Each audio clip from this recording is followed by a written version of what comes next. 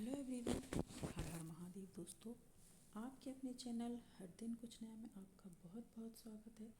आज की वीडियो में हम सुनेंगे अगहन गुरुवार महालक्ष्मी जी की व्रत कथा, आरती एवं महालक्ष्मी जी के कुछ मंत्रों के बारे में भी जानेंगे कि किस चीज़ के लिए माँ लक्ष्मी जी के कौन से मंत्रों का जाप करना चाहिए।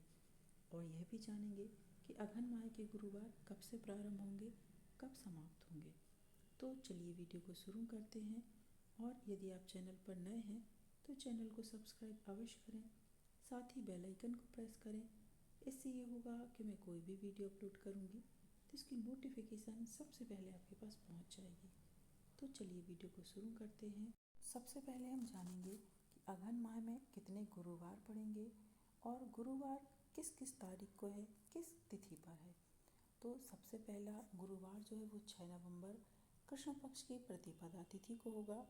दूसरा गुरुवार 13 नवंबर कृष्ण पक्ष की नवमी तिथि को होगा एवं तीसरा गुरुवार 20 नवंबर अमावस्या तिथि को होगा। चौथा गुरुवार 27 नवंबर शुक्ल पक्ष की सप्तमी तिथि को होगा एवं पांचवा गुरुवार 4 दिसंबर अगहन माह की पूर्णिमा तिथि को होगा। तो इस बार अगहन माह में 5 गुरुवार पड़ रहे हैं। वैसे तो हमेशा 4 ही गुरुवार पड़ते हैं, लेकिन इस साल यानी कि साल 2025 में अगहन माह के 5 गुरुवार हमको मिल रहे हैं, क्योंकि अगहन माह जो है वो गुरुवार से ही प्रारंभ हो रहा है और गुरुवार को ही अगहन माह की समाप्ति हो रही है। तो ये बहुत ही शुभ संदेश है, शुभ संयोग है कि माँ लक्ष्मी की कृपा अगहन माह के प्रथम दिवस से ही हम सभी को प्राप्त होगी। तो अब हम जानते हैं माँ लक्ष्मी जी के मंत्रों के बारे में। तो सबसे पहले माँ लक्ष्मी जी की जब हम पूजा करते हैं तो उनकी कलश स्थापना की जाती है और माँ लक्ष्मी जी की पूजा की तैयारी बुधवार की शाम से या रात्रि में ही कर ली जाती है, क्योंकि माँ लक्ष्मी जी की पूजा गुरुवार के दिन ब्रह्म मुहूर्त में की जाती है। तो इसके लिए माँ लक्ष्मी जी की पूजा की तैयारी बुधवार से ही कर लेनी चाहिए। और माँ लक्ष्मी जी के जो मंत्र हैं वो इस प्रकार हैं: ओम श्रीम ह्रीम क्लीम महालक्ष्मी नमः। तो ये माँ लक्ष्मी जी का मंत्र है। और हम जानेंगे कि माँ लक्ष्मी जी की कृपा प्राप्त करने के लिए, जैसे कि किसी को धन समृद्धि की कामना है, किसी को वैभव लक्ष्मी की, किसी को कर्ज मुक्ति के लिए, तो कौन से मंत्रों का जाप करें। तो यदि आप धन समृद्धि के लिए माँ लक्ष्मी जी के मंत्र का जाप करना चाहते हैं तो मंत्र है ओम श्रीम ह्रीम क्लीम महालक्ष्मी नमः। और यदि आप वैभव लक्ष्मी जी का मंत्र का जाप करना चाहते हैं तो है ओम श्रीम ह्रीम क्लीम श्रीम सिद्ध लक्ष्मी नमः। और दूसरा धन समृद्धि के लिए है ओम श्रीम ह्रीम श्रीम कमले कमलालय प्रसीद प्रसीद श्रीम ह्रीम श्रीम ओम महालक्ष्मी नमः। और यदि आपके जीवन में धन संबंधी कोई परेशानी है तो उसके लिए है धनाय नमो नमः। इसको आप 11 बार कर सकते हैं या 108 बार कर सकते हैं। और यदि कर्ज मुक्ति के लिए आप माँ लक्ष्मी जी के मंत्रों का जाप करना चाहते हैं तो है ओम ह्रीम श्रीम क्लीम क्लीम श्रीम लक्ष्मी मम ग्रहे धन पूर्ये चिंताएं दूरिये दूरिये स्वाहा। तो यदि आप कर्ज से परेशान हैं और कर्ज आपका चुक नहीं पा रहा है तो कर्ज मुक्ति के लिए आप इस मंत्र का जाप अवश्य करें। और यदि आप सामान्य पूजा और ध्यान के लिए माँ लक्ष्मी जी के मंत्रों का जाप करना चाहते हैं तो है ओम नमस्ते तु नमः श्री पीठे सुर पूजिते शंख चक्र गदा हस्ते महालक्ष्मी नमस्तुते। तो ये सामान्य पूजा पाठ के लिए है, ध्यान के लिए है। और यदि आपका दाम्पत्य जीवन यदि किसी परेशानी से जूझ रहा है तो दाम्पत्य जीवन को खुशहाल बनाने के लिए आप लक्ष्मी नारायण नमः मंत्र का जाप कर सकते हैं। और यदि किसी भी शुभ कार्य को आप करना चाहते हैं तो उससे पहले आप माँ लक्ष्मी जी का ओम ह्रीम ह्रीम श्रीम लक्ष्मी वासुदेवाय नमः मंत्र का जाप कर सकते हैं। तो ये माँ लक्ष्मी जी के कुछ मंत्र हैं। आपके जीवन में माँ लक्ष्मी की आप जिस तरीके से कृपा प्राप्त करना चाहते हैं उस तरीके से आप माँ लक्ष्मी जी के इन मंत्रों का जाप कर सकते हैं। और अब हम सुनेंगे माँ लक्ष्मी जी की व्रत कथा का श्रवण करेंगे। तो कथा इस प्रकार है: सौराष्ट्र में भद्रश्रवा नाम के राजा रहते थे। वह बहुत पराक्रमी राजा थे। उन्हें 4 वेद, 6 शास्त्र और 18 पुराणों का ज्ञान था। उनकी रानी का नाम सूरज चंद्रिका था। रानी दिखने में सुंदर व सुलक्षणा थी और पतिव्रता थी। उन दोनों को 7 पुत्र थे और उसके बाद उन्हें एक कन्या का वरदान मिला था। उन्होंने कन्या का नाम शांबला रखा था। एक बार महालक्ष्मी जी के मन में आया कि जाकर उन राजा के राजप्रसाद में रहें। इससे राजा को दुगनी धन संपत्ति प्राप्त होगी और वह धन दौलत से उसकी प्रजा को और ज़्यादा सुख दे पाएंगे। गरीब के घर जाने पर वह स्वार्थी होकर केवल अपने ऊपर ही खर्च करेगा। ऐसा सोचकर उन्होंने एक बूढ़ी ब्राह्मण स्त्री का रूप धारण कर हाथ में लाठी लेकर रानी के द्वार तक पहुंची। उन्हें देखकर एक दासी सामने आई। उसने उनके बारे में पूछा। बूढ़ी का रूप धारण किए महालक्ष्मी जी ने कहा, मेरा नाम कमला है व मेरे पति का नाम भुवनेश है और हम द्वारिका में रहते हैं। उसने बताया कि तुम्हारी रानी पिछले जन्म में एक गरीब वैश्य की पत्नी थी। दरिद्रता के कारण रोज उनमें झगड़े होते थे तथा उसका पति उसे रोज पीटता था, जिससे परेशान होकर वह उसे छोड़कर जंगल चली गई और खाली पेट भटकने लगी। उसकी दुर्दशा पर मुझे दया आई, तब मैंने उसे सुख संपत्ति देने वाली श्री महालक्ष्मी जी की कथा सुनाई और मेरे कहने पर उसने उनका व्रत किया, जिससे देवी ने प्रसन्न होकर उसे गरीबी दूर होने का आशीर्वाद दिया, जिस कारण उसका घर दौलत और संपत्ति से भर गया और बाद में पति पत्नी परलोक सिधारे। श्री महालक्ष्मी जी का व्रत करने के कारण वे दोनों महालक्ष्मी लोक में रहे। इसी कारण उनका जन्म राजघराने में हुआ, परंतु वे महालक्ष्मी जी का व्रत करना भूल गईं। इसके बाद दासी उनको प्रणाम कर रानी को बताने अंदर चली गई। राज सुख में रहते हुए रानी को अपने ऐश्वर्य का बहुत घमंड था।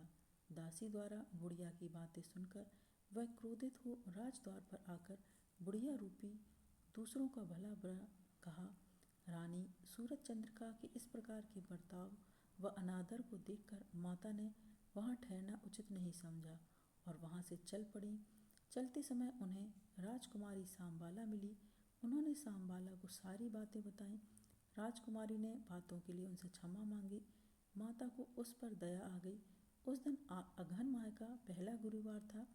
उन्होंने राजकुमारी को भी श्री महालक्ष्मी जी के व्रत के बारे में बताया। राजकुमारी ने श्रद्धापूर्वक व्रत रखा, जिसके फलस्वरूप उसका विवाह राजा सिद्धेश्वर के पुत्र मालाधार के साथ हुआ और वह ससुराल में आनंदपूर्वक दिन बिताने लगी। इधर रानी पर श्री महालक्ष्मी जी का प्रकोप हुआ, जिसके फलस्वरूप राजा भद्रश्रवा का समस्त राजपाट समाप्त हो गया। उसकी आर्थिक स्थिति इतनी खराब हो गई कि उन्हें 2 वक्त का खाना भी बड़ी मुश्किल से मिल पाता था। एक दिन रानी सूरज चंद्रिका ने राजा को आग्रह किया कि हमारा दामाद धनवान व ऐश्वर्यशाली राजा है, क्यों ना आप उनके पास जाकर अपनी स्थिति से अवगत कराएं, वह हमारी मदद जरूर करेंगे। राजा भद्रश्रवा को अपनी रानी सूरज चंद्रिका की बात सही लगी। वह तुरंत दामाद के पास चले गए। दामाद के राज पहुंचकर एक तालाब के किनारे कुछ देर विश्राम करने ठहरे। तभी तालाब के किनारे पानी लेने आते जाते दासी ने उन्हें देखकर विनम्रता से पूछा, तो उन्हें ज्ञात हुआ कि वह रानी सांबाला के पिता हैं। वह दौड़कर रानी को सारी बातें बताने गई। रानी ने अपने पिता को बड़े आदर सत्कार से बुलाया और उनका स्वागत किया, खान पान करवाया। तब पिता ने अपनी पुत्री को अपनी स्थिति से अवगत कराया। फिर जब वह लौटने लगे तो पुत्री ने उन्हें सोने की मोहरों से भरा घड़ा दिया। राजा भद्रश्रवा जब वापस लौटे तो उन्हें देखकर रानी सूरज चंद्रिका खुश हुई। उन्होंने सोने की मोहरों से भरे घड़े का मुंह खोला तो देखा उसमें धन के बदले कोयले रखे हुए हैं।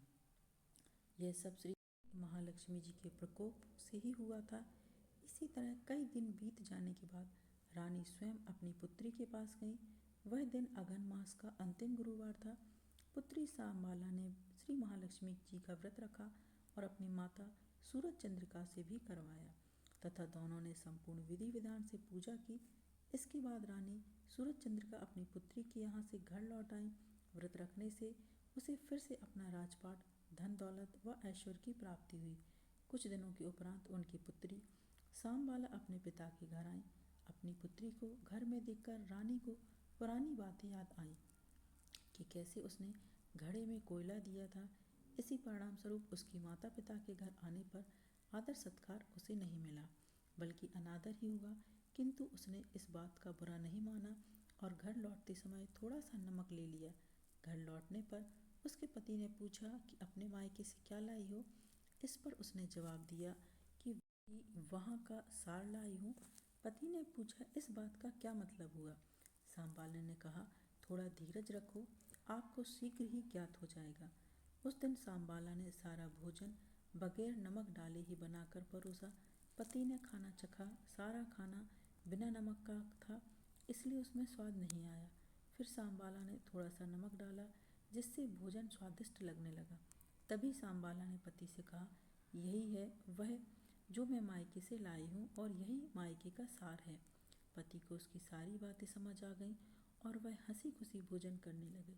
इस तरह जो भी श्रद्धा भाव से श्री महालक्ष्मी जी का व्रत रखकर पूजा करते हैं, उस पर माता की कृपा अवश्य प्राप्त होती है और उसे सुख, संपत्ति व शांति की प्राप्ति होती है तथा मनुष्य की सभी प्रकार की मनोकामनाएं पूर्ण होती हैं। सब कुछ प्राप्त हो जाने के बाद भी महालक्ष्मी जी की पूजा करना नहीं भूलना चाहिए। हर गुरुवार को व्रत अवश्य करें, कथा का श्रवण जरूर करें, जिससे महालक्ष्मी जी की कृपा भक्तों पर हमेशा बनी रहे। और अब हम महालक्ष्मी जी की आरती का श्रवण करेंगे, तो चलिए महालक्ष्मी जी की आरती करते हैं।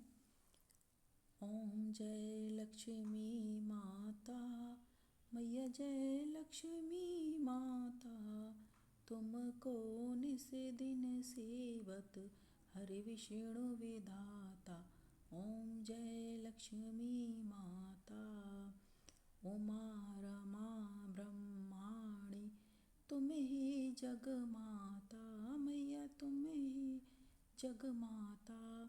सूर्य चंद्रमा ध्यावत, नारद ऋषि गाता। ओम जय लक्ष्मी माता, दुर्गा रूप निरंजनी, सुख संपत्ति दाता, मैया सुख संपत्ति दाता। जो कोई तुमको ध्याता, रिद्धि सिद्धि पाता।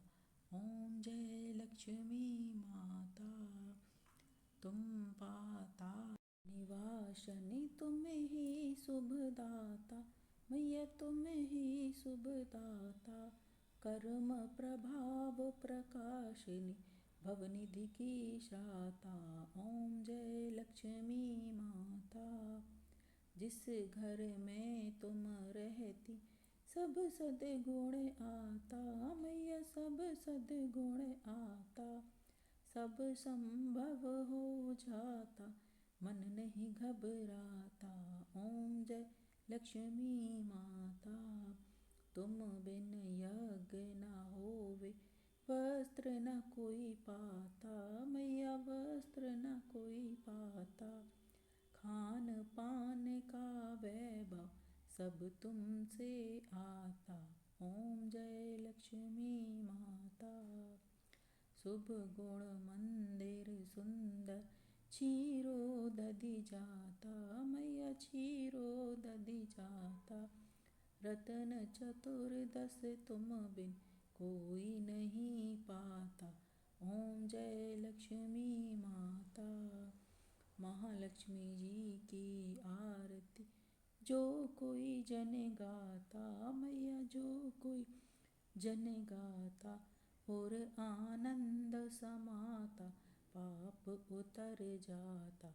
ओम जय लक्ष्मी माता, जय लक्ष्मी माता, मैया जय लक्ष्मी माता।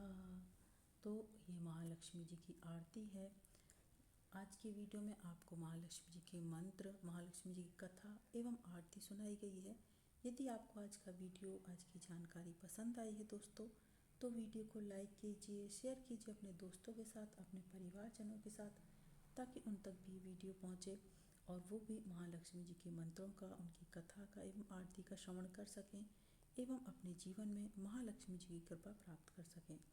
और यदि आपको आज का वीडियो पसंद आया है तो कमेंट्स में जय महालक्ष्मी अवश्य लिखें। अगला वीडियो महालक्ष्मी जी की चालीसा का होगा, तो चालीसा का श्रवण करने के लिए चैनल पर बने रहें एवं आगामी व्रतों एवं त्योहारों की जानकारी के लिए चैनल पर बने रहें। मिलते हैं नेक्स्ट वीडियो में दोस्तों। हर हर महादेव, श्रीमन नारायण। और यदि आपने अभी तक चैनल को सब्सक्राइब नहीं किया है तो चैनल को सब्सक्राइब अवश्य करें, साथ ही बेल आइकन को प्रेस करें। जय महालक्ष्मी, जय महालक्ष्मी।